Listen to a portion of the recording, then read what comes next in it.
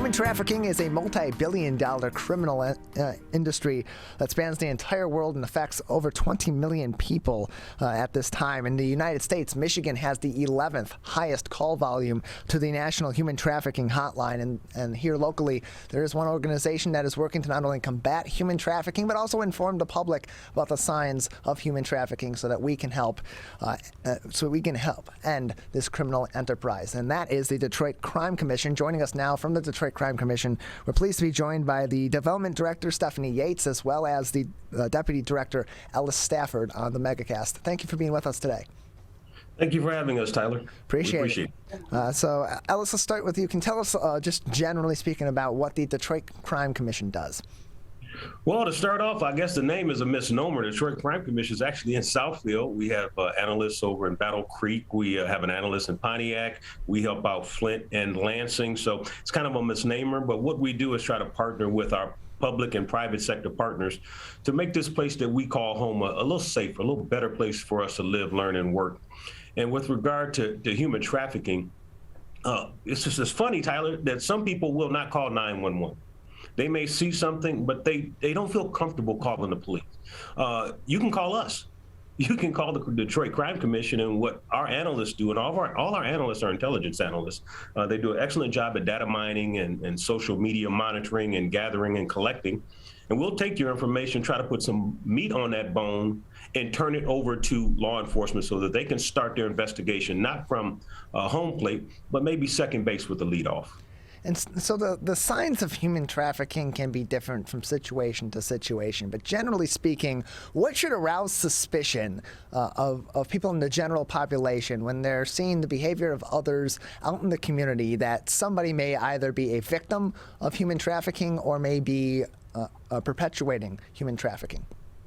Well, I think, Tyler, you alluded to it when you talked about the numbers around the world. There's two types. There's labor trafficking and sex trafficking. Believe it or not, there is more labor trafficking than sex trafficking. But sex trafficking gets all the attention because we're kind of a salacious society. Sure. That being the case, for those who don't know what this looks like, just imagine this. You have a young lady, because it's typically young ladies. They're being controlled. They won't make eye contact. They're usually head down. As a human trafficker, I need to control my person, my product. Human traffickers are not much different than drug dealers. They have a product that they need to sell. And in some cases, they may not know exactly who their clientele is, who they can market to. Therefore, they have to generally put out what I have to sell, and that's usually a human being. Look for women that don't want to make eye contact, that don't have a purse, that may be inappropriately dressed. On TV, they make signs, they give you the illusion that they're abused. Not all of them are abused. Some people that are being trafficked could be your next door neighbor. Your next door neighbor who's been slowly what we call turned out. Somebody has approached them, offered them a life of glamour and riches. And next thing you know, they're doing sexual favors for their friends. And that guy or that woman is getting the money. In fact, one of our largest cases, we called her the Madison Heights Madam, actually came out of, I think that's Macomb County, where she had like 200 some odd women around the country working for her. And I'd like to add this. There is a difference between escort, being pimped, and human trafficking, two of which are more closely aligned than the other. Being pimped and being a victim of human trafficking what they have in common is there is no free will. That lady, that young boy, and yes, it happens to young boys too, they don't have any free will. Escorts, it is up to that. They have a free will in what they decide to do and not do. So, and real quick, what you're looking for in your neighborhood, since COVID has occurred, a lot of people weren't traveling in your neighborhood. What you want to look for are houses that all the blinds are always closed.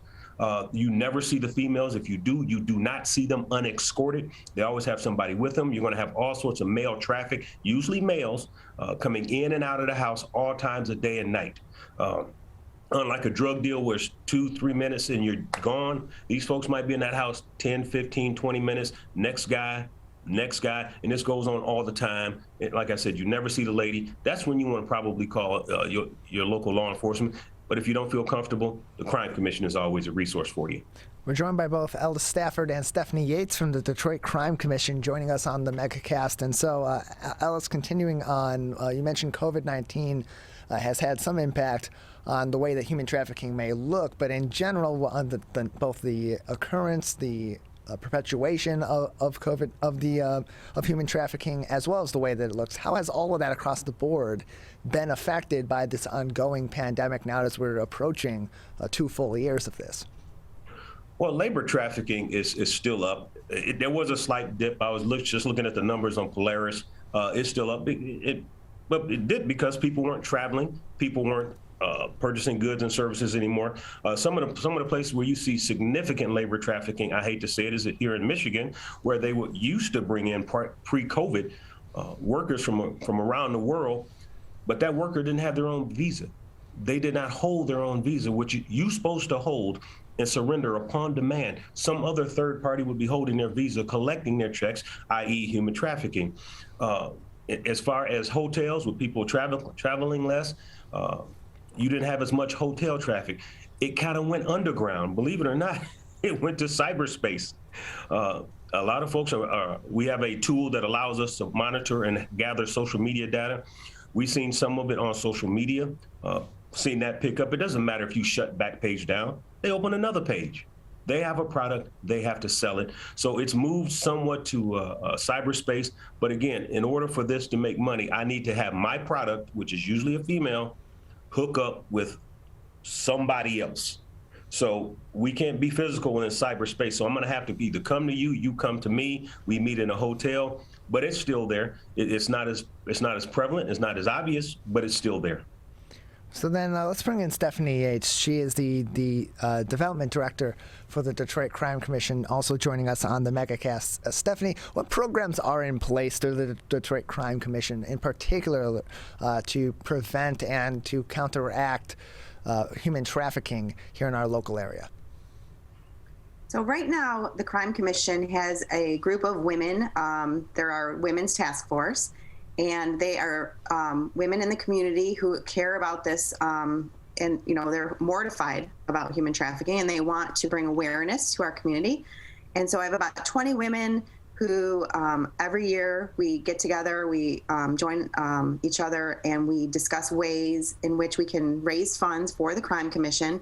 And this is going on our 3rd year now, where we plan an event called Sound the Siren. And normally we do it in January. The first year was in downtown Detroit, and it was, in person. And then, of course, COVID hit. And last year we did a virtual event and did really well with our fundraiser. And we bring in survivors of human trafficking. This year we're going to move our event because of COVID to May.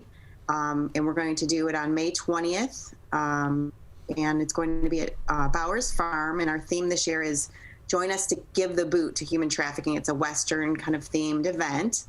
And we raise about $40,000 to $50,000 for the Crime Commission.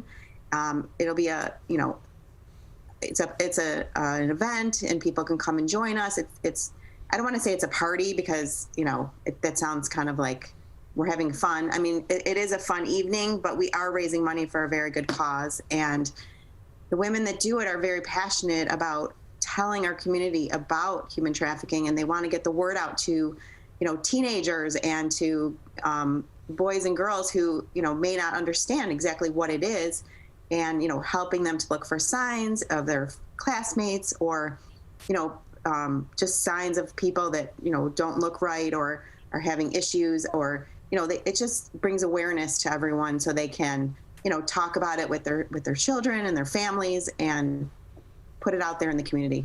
And so to do the work that you do at the Detroit Crime Commission, both on the human trafficking front, but as well as in other areas such as public corruption investigations, criminal investigative support, and so on, how critical for your nonprofit are fundraising efforts such as this event, as well as just general donations and volunteer time as well? The Crime Commission is a nonprofit organization, and we rely on our corporate sponsors, our individual sponsors, and any donations we welcome throughout the year. without those people donating to our organization, the Crime Commission would not exist.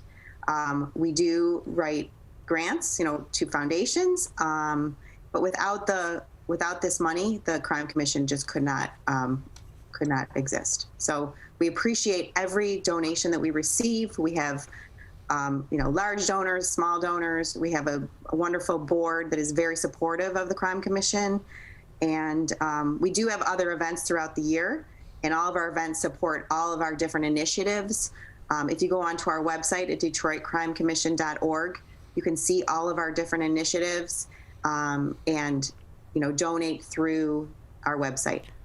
We're joined by Stephanie Yates, the Development Director at the Detroit Crime Commission, as well as Ellis Stafford, the Deputy Director of the Detroit Crime Commission. You can learn more information about the nonprofit by visiting DetroitCrimeCommission.org. That's also where you'll be able to learn more information about there's several different initiatives and find more information as time goes on, so we get closer to May in that event, Sound the Siren, which will be on, you said May 20th, correct? Correct, May 20th. It's at Bowers Farm in Bloomfield Hills this year. It will be outdoors. We wanted to be, careful because of COVID, so we're moving it to an outdoor venue. And the tickets are $125 a person, and we will have more information up on our website later this, probably next week. So let's go back to Deputy Director Ellis Stafford. And so, Ellis, back on the human trafficking front, there are precautions that everyone can be taking in order to prevent themselves from falling victim to human trafficking, whether that be into, as you said, the more common labor trafficking, or into the kind that we hear more about because of the salacious nature of our society, the sex trafficking. For individuals, what precautions should they be taking out in public that should arouse their suspicion, and then on top of that, what precautions should they then be taking to prevent themselves from potentially falling victim to human trafficking? Well, I think let's start with the latter. When you came out of break, Tyler, someone was talking about knowing what's going on. Your children, know what's going on with your children. Have their friends changed? Have their behaviors changed? Are they no longer interested in the things they used to be interested in? Take an active look. Supervising kids is a participatory sport. That's called parenting. You need to be involved. What are your kids doing?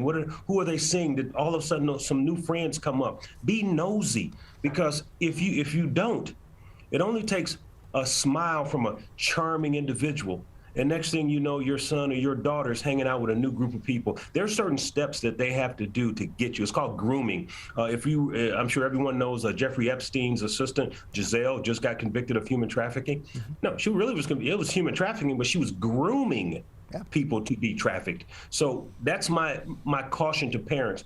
It's great to be your child's friend, but you have to be their parent. So watch your kids, who they're doing, and as far as what to look for. If you see something that makes the hairs on the back of your neck stand up, that guy looks funny, I don't know, something wrong with him, you don't have to play super sleuth. You can call the Detroit Crime Commission. Let us do some data harvesting. See if your hunch is actually a real hunch or not.